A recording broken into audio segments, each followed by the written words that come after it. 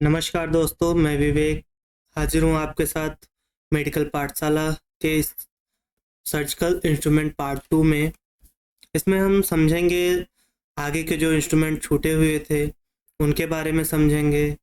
और अगर हम पीछे के पार्ट में देखें तो हमने समझा सर्जिकल इंस्ट्रूमेंट क्या होते हैं, किस चीज़ के बने होते हैं, कैसे उन इंस्ट्रूमेंट्स को पकड़ा जाता है और उसके पार्ट्स के बारे में, ये सारी चीज़ें हमने समझी। और उन इंस्ट्रूमेंट का यूज़ कहाँ कहाँ होता है, ये सारी चीज़ें हमने समझी थी।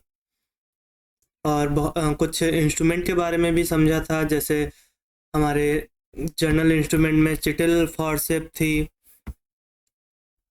ये हमने समझी थी। रैम्पलेज स्पंज होल्डर समझा था, निडल होल्डर समझा था।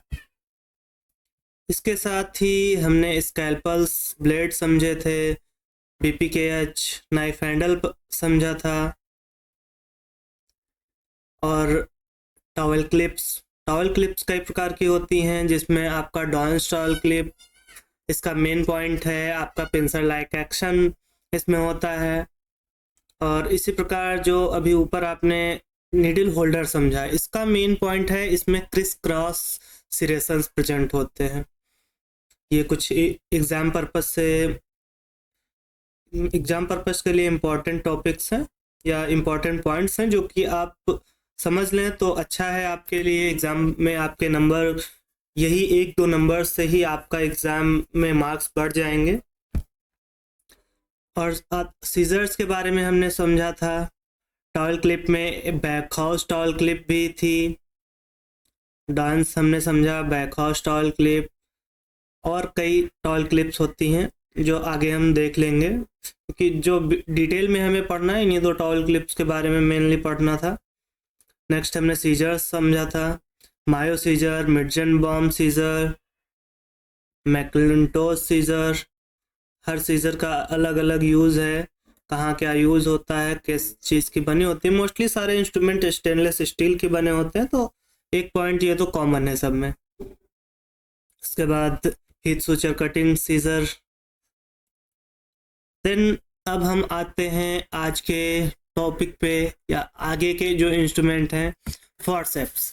फॉरसेप्स क्या हैं, ये चीज़ें हम समझेंगे। फॉरसेप्स मेनली उन इंस्ट्रूमेंट्स को बोलते हैं जिनको किसी चीज़ को होल्ड करने, पकड़ने या क्लैम्प करने के लिए यूज़ किया जाता है। तो सबसे पहले है हमारी एलिस फॉरसेप। एलिस फॉरसेप में क्या होता है, ये मोस्टली क्या, ये स्टेनलेस स्टील की बनी होती है। इसमें जो है पंजे के आकार का जो स्ट्रक्चर होता है, जिसमें बिल्ली के पंजे आप देख पा रहे हैं, ये बना हुआ है बिल्ली के पंजे के आकार का। इस जो है ये जो कि होल्ड करता है, बहुत ही अच्छे से किसी भी टिश्यू को होल्ड कर लेता है। तो इसके बारे में जो लिखा है वो हम समझ लेते हैं। Blades are long and straight, मतलब सीधे होते हैं और स्ट्रेट होते हैं। There is a gap in between whole of its length, मतलब जो ये गैप दिख रहा है इसके बारे में बात की जा रही है। It have sharp teeth and tip which interlock on closing, मतलब जो इसके टीथ होते हैं टिप पे, वो जब क्लोज होता है ये इंस्ट्रूमेंट, उसमें जो है ये आपस में इंटरलॉक हो जाते हैं।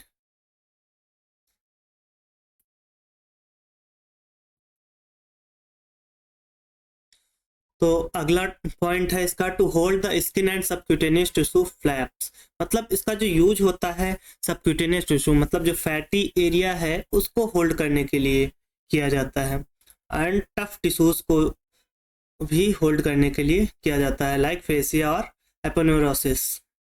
अगला है इसका बैकहाउस टिश्यू फॉरसेप। इसका आकार कैसा होता है, ये देखिए फेनिस्ट्रेटेड होता है। ये आपको दिख रहा होगा, ये बीच में छेद, दोनों पंजों के बीच में छेद होता है, ये फेनिस्ट्रेशन इसको बोलते हैं, फेनिस्ट्रेटेड होता है। और ये जो है एक किसी ट्यूब लाइक स्ट्रक्चर को पकड़ने के लिए बना होता है, नॉन ट्रॉमेटिक होता है। ट्रांसवर्स सिरेशन, इसकी जो टिप होती है, इसके टिप पे जो है ट्रांसवर्स सिरेशंस होते हैं। फेनिस्ट्रेटेड होता है, जैसा कि बताया है, लाइट वेटेड इंस्ट्रूमेंट करने के लिए जो है इसको फेनिस्ट्रेट किया जाता है। To hold the tubular structures and delicated structures को होल्ड करने के लिए लेप्रोटमी में मोस्टली यूज किया जाता है। ये वहाँ पे जो वेसल्स हैं, ये सारी चीज़ें को पकड़ने के लिए इसको यूज़ किया जाता है। उसके आगे आती है Lister sinus forcep. Lister sinus, sinus का मतलब आप समझ रहे हैं, जो साइनस होती है, जो किसी आसपास जो है कहीं कुछ फोड़ा होता है या कोई इन्फ्लामेशन होता है, वहाँ पे जो साइनस बन जाती है, कैविटी बन जाती है, उसको उससे पस को निकालने के लिए जो है इसका यूज़ किया जाता है। मेनली ट्रांसवर्स सिरेशंस होते हैं। बाकी आप इसमें देख सकते हैं कैसा होता है। इसमें ट्रांसवर्स सिरेशंस होते हैं, जो है tips are rounded and blunt. Tips जो होती हैं राउंडेड होती हैं, थोड़ी सी मोटी होती हैं, और ब्लंट आगे से ब्लंट होती हैं। कैच लॉक मैकेनिज्म एब्सेंट होता है। हाँ, ये चीज़ मोस्टली आपको याद रखनी है कि कैच लॉक मैकेनिज्म किस में प्रेजेंट है, किस में एब्सेंट है।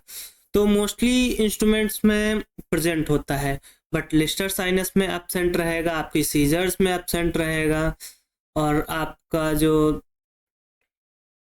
हमारी फॉर्सेप थी, सबसे पहली फॉर्सेप, उसमें जो है ये प्रेजेंट रहेगा, सॉरी एब्सेंट रहेगा, जो हमारी चिटल्स फॉर्सेप थी। मोस्टली इन्हीं चीज़ों में एब्सेंट था, बाकी चीज़ों में प्रेजेंट रहेगा। इसके बाद हम अगला इंस्ट्रूमेंट समझेंगे। अगला क्या है? Lens tissue forceps. Lens tissue forceps कैसी होती है? इसका यूज़ आप बहुत कम जगह पे देखेंगे। शॉर्ट, थिक एंड हैवी, ये भारी होती है, स्टेनलेस स्टील की बनी होती। Blade are curved and fenestrated. थोड़ा लाइट वेट करने के लिए इसको फेनिस्ट्रेट किया गया है, और जो है कर्व्ड होती हैं blade. At the tip there is a sharp interlocking teeth. मतलब इस पे एक दो टीथ भी होते हैं, जैसे आपका टूथ फॉर्सेप में होते हैं, वैसे ही इसके टिप पे टीथ होते हैं, और जब इसको क्लोज किया जाता है बहुत अच्छे से आपस में इंटरलॉक हो जाते हैं। भारी किसी जो है टिश्यू को पकड़ने के लिए, या कोई स्लिपरी टिश्यू है उसको पकड़ने के लिए इसका यूज़ किया जाता है। जैसे it is use to hold submandibular and parotid gland during their surgery. Parotid gland और सबमैंडिबुलर को पकड़ने के लिए इसका यूज़ किया जाता है ड्यूरिंग सर्जरी में। अब आते हैं non tooth dissecting forceps. Dissecting का मतलब किसी चीज़ को डिसेक्ट करना है, तो उसमें जो यूज हो रहा है उसको उस इंस्ट्रूमेंट, इसमें दो होते हैं, एक टूथ डिसेक्टिंग फॉर्सेप, एक नॉन टूथ डिसेक्टिंग फॉर्सेप। तो नॉन टूथ में आपका सबसे पहले ये सिरेशंस प्रेजेंट होते हैं इस पे, ठीक है। There are transverse serrations tip blades, tip blade की टिप पे, और इस पे जो है ग्रिप्स होती हैं, ग्रिप्स के लिए ये सिरेशंस प्रेजेंट होते हैं। जो है two limbs are shaft, two limbs of the shaft are attached to each other at one end. मतलब दो शाफ्ट होते हैं इसमें, और एक एंड पे जो है दोनों अटैच्ड होते हैं। जैसे ये है, एक ये है और एक ये है, ये इस साइड पे अटैच है, आपका ये अटैच है, और दूसरी साइड से हमारा ये फॉर्सेप का काम करेगा। To hold the delicated tissue during dissection, to hold sutures during tension suturing. मतलब जब सूचर को सूचरिंग की जाती है टिश्यू की किसी, तो वहाँ पे टेंशन देने के काम आता है, मतलब तंग करने के लिए। अब आते हैं टूथ फॉर्सेप। टूथ फॉर्सेप में क्या होता है? टीथ होते हैं, एक तरफ एक टूथ और दूसरी तरफ दो टूथ होते हैं, और बीच में ग्रूव होता है, उसी ग्रूव में ये इंटरलॉक हो जाता है, ठीक है। बल्की एंड स्लिपरी हैवी टिश्यूज को पकड़ने के लिए इसका यूज़ किया जाता है। स्किन फ्लैप्स को रिट्रैक्ट करने के लिए भी किया जाता है। सूचरिंग में भी इसका यूज होता है। ठीक है, ये सारी चीज़ें हैं। To cut hold the cut margin of skin during suturing, मतलब सूचरिंग के दौरान जब मार्जिन को कट किया जाता है उसमें भी यूज़ किया जाता है। उसके बाद आते हैं स्पेंसर वेल हीमोस्टैटिक फॉर्सेप, इसको आर्टरी फॉर्सेप भी कहा जाता है। इसका दूसरा नाम स्पेंसर वेल्स हीमोस्टैटिक फॉर्सेप भी है। एग्जाम पर्पज से ये इंपॉर्टेंट है, तो इसका नाम याद रखिएगा, स्पेंसर वेल। इसमें जो है कर्व एंड स्ट्रेट दोनों टाइप की आती हैं। देखिए ये स्ट्रेट है ऊपर वाली, और नीचे ये कर्व आर्टरी है। तो ये चीज़ें हैं। इसमें जो ब्लेड पे होते हैं टोटल आपके सिरेशंस होते हैं, प्रेजेंट होते हैं, ट्रांसफर सिरेशंस रहेंगे टू होल ऑफ लेंथ, मतलब जो ब्लेड की लेंथ पूरी है पूरी पे सिरेशंस प्रेजेंट होते हैं। कैच लॉक मैकेनिज्म प्रेजेंट होता है। हीमोस्टैटिक होती है, अगर कहीं ब्लीडिंग हो रही है उसको कस के पकड़ने के लिए यूज होता है, लॉक कर दिया जाता है तो वहां से ब्लीडिंग बंद हो जाती है। To hold the cut edge of the fascia, fascia के एज को पकड़ने के लिए किया जाता है, या स्किन के फ्लैप्स को होल्ड करने के लिए भी यूज कर लेते हैं। पेरिटोनियम को पकड़ने के लिए किया जाता है hold and cut edge of fascia and peritoneum, जैसा कि इसमें लिखा है। उसके बाद आते हैं मस्कीटो हीमोस्टैटिक फॉर्सेप्स। अब ये देखिए मस्कीटो फॉर्सेप क्या है। ये इसमें आपका जो साफ्ट एंड बॉल्स है ये नॉर्मल इंस्ट्रूमेंट या नॉर्मल आर्टरी की तरह ही होते हैं, बट इसकी टिप होती है वो छोटी होती है, इसलिए इसको मस्कीटो हीमोस्टैटिक आर्टरी फॉर्सेप कहते हैं। It is it is very small and having fine pointed strip, इसके जो है टिप्स हैं वो भी फाइन होती हैं अदर आर्टरीज से, स्ट्रेट एंड कर्व दोनों में प्रेजेंट होती हैं। Hold small fine bleeding vessels, मतलब बहुत छोटी छोटी वेसल्स जब ब्लीड कर रही होती हैं उनको पकड़ने के लिए यूज़ किया जाता है, मोस्टली पीडियाट्रिक सर्जरीज में, और मोस्टली हर एक सर्जरी में भी इसका यूज़ किया जाता है अगर देखा जाए प्रैक्टिकल लेवल पे। Lips and soft palates surgeries, मतलब यहाँ भी यूज़ करते हैं। और आप जब प्रैक्टिकल फील्ड में ओटी में जाएंगे तो आपको हर एक केस में आपको आर्टरी फॉर्सेप मिलेगी ही मिलेगी। नेक्स्ट आते हैं कॉकर हीमोस्टैटिक फॉर्सेप।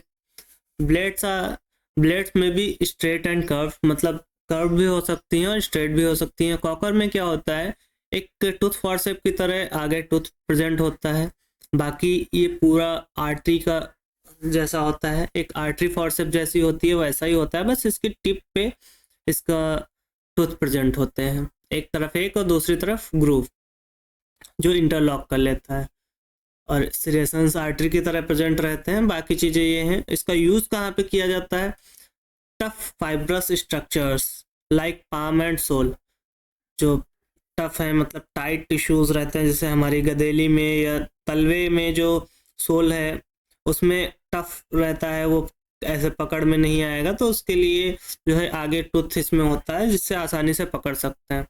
ऑब्स्टेट्रिक्स में यूज़ होता है, गायनी मतलब जहाँ पे सर्जरीज होती हैं वहाँ यूज़ होता है। Artificial rupture of the membrane को रप्चर करने के लिए किया जाता है। इसके बाद हम आते हैं right angle forceps. Right angle forceps कैसी होती है, इसमें बिल्कुल सेम आर्टरी फॉर्सेप ये भी है, इसमें सिर्फ जो है ये राइट 90 डिग्री पे एंगल्ड रहती है, ये आप देख रहे हैं ये चीज़, बाकी चीज़ें सेम रहेंगी, बाउस प्रेजेंट रहेगा, स्टेनलेस स्टील की बनी होती है और ये चीज़ें होंगी।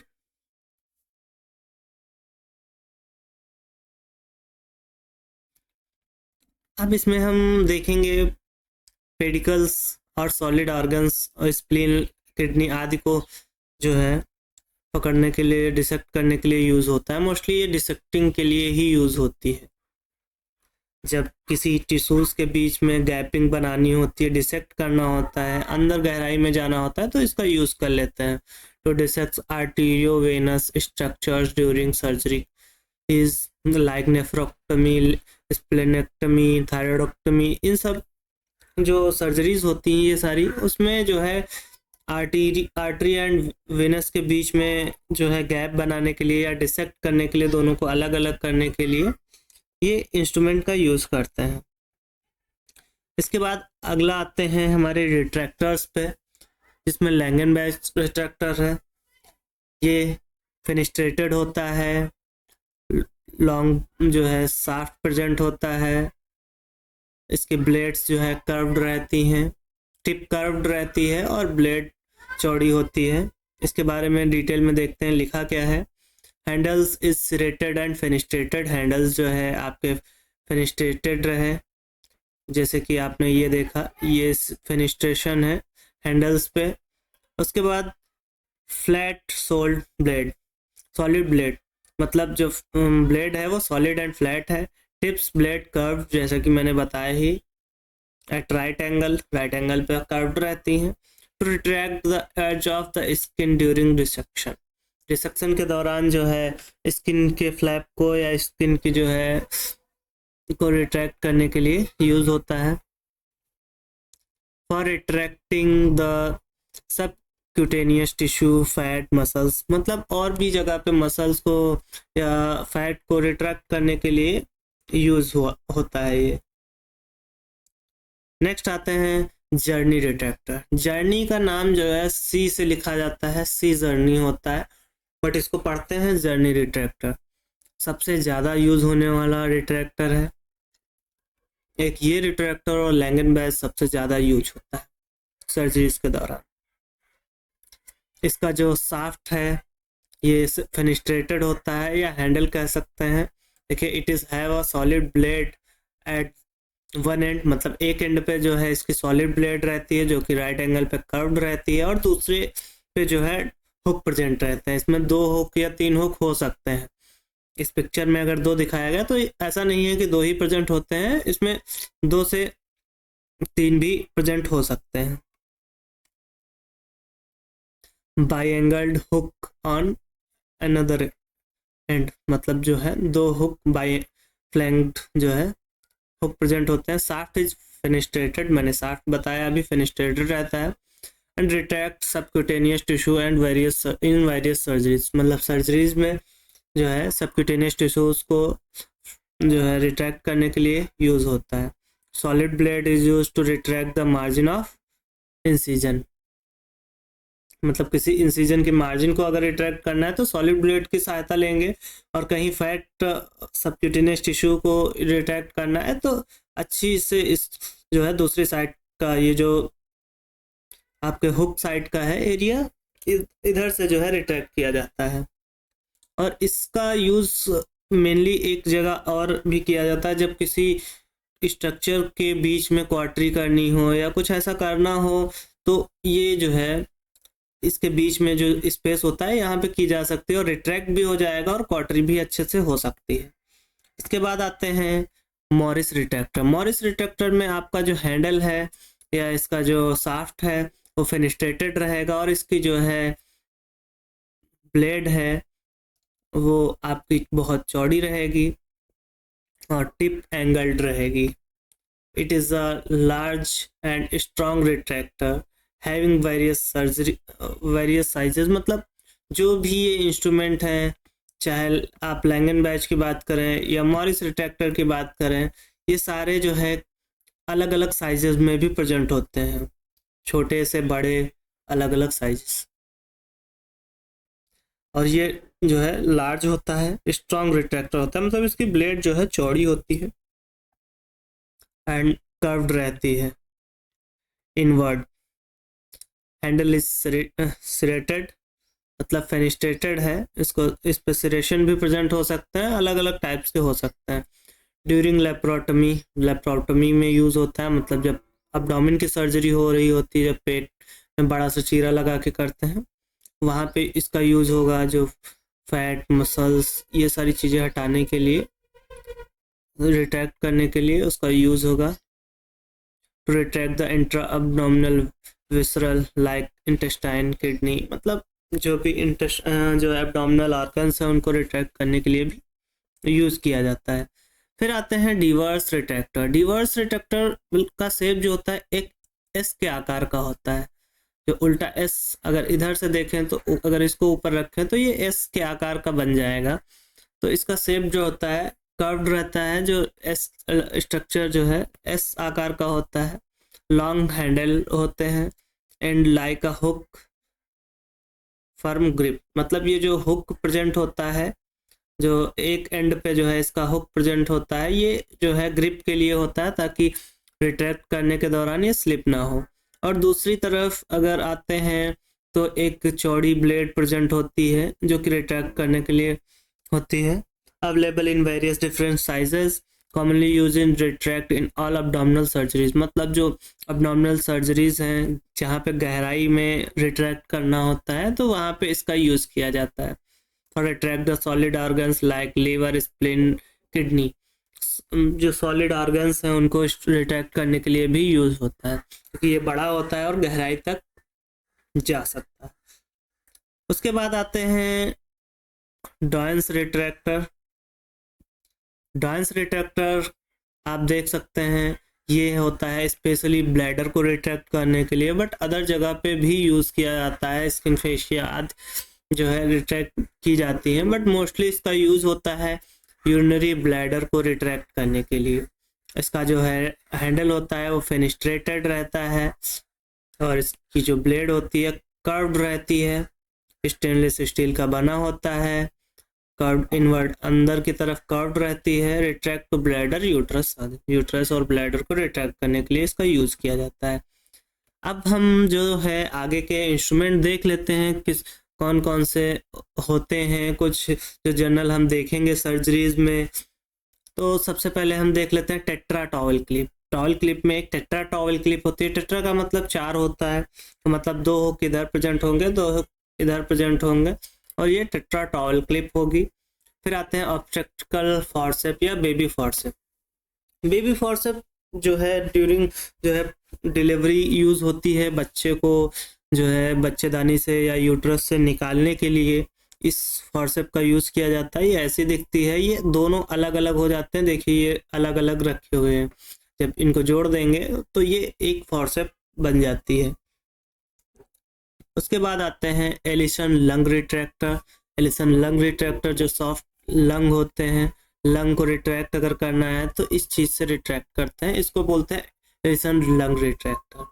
स्टेनलेस स्टील का बना होगा, जो है हैंडल इसका मोटा होगा और जो इसकी ब्लेड है वो आपकी जालीनुमा होंगी।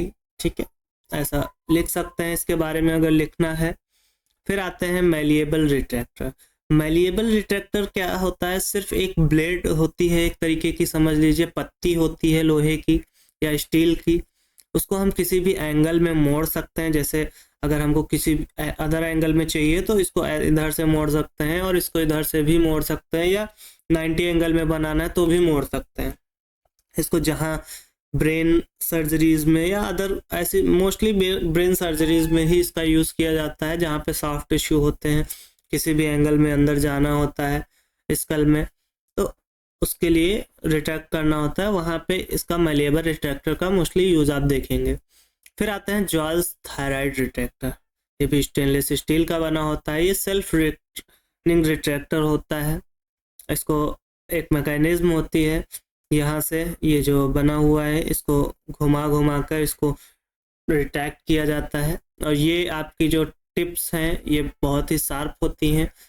एक तरफ स्किन में इसको फंसा दिया जाता है, दूसरी तरफ इसको, और उसके बाद जो है इस जो है ये घिरनी लगी हुई है इसको घुमा करके रिट्रैक्टर को और इसका जो कह सकते हैं मुंह को फैला दिया जाता है। इससे अच्छे से रिट्रैक्ट हो जाता है और हाथ से अलग से कोई इंस्ट्रूमेंट से रिट्रैक्ट करने की आवश्यकता नहीं होती है। फिर आते हैं मस्टॉइड रिट्रैक्टर। मस्टॉइड रिट्रैक्टर के बारे में अगर हम समझें, ये भी एक सेल्फ रिटेनिंग रिट्रैक्टर है। और फिर आते हैं थॉमसन रिट्रैक्टर। ये भी सेल्फ रिटेनिंग रिट्रैक्टर है। इसमें क्या होता है, इसमें भी सेम सिस्टम होता है जैसा कि हमने जॉल्स थायराइड रिट्रैक्टर में समझा। इसको भी थायराइड में यूज़ कर लेते हैं कभी कभी।